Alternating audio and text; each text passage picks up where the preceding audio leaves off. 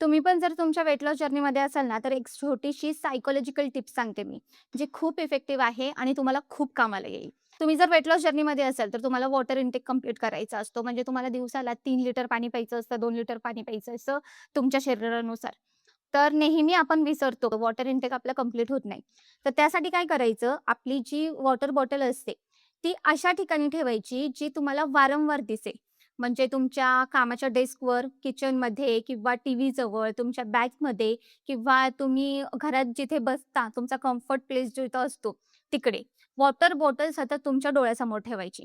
त्याने काय होतं, तुम्ही जर वॉटर बॉटल पाहिली ना, तर तुमच्या ब्रेनला सिग्नल मिळतो, की "अरे हो, आत्ता पाणी प्यायचंय." म्हणजे तुम्हाला तहान लागेपर्यंत वाट पाहण्याची गरज पडत नाही. तुमच्या डोळ्यासमोर वॉटर बॉटल असली, की तुम्ही 2-2 घोट थोडं-थोडं, थोडं-थोडं दिवसभर पाणी पीत राहता. वॉटर बॉटल ही सतत तुमच्या डोळ्यासमोर ठेवणं खूप गरजेचं आहे.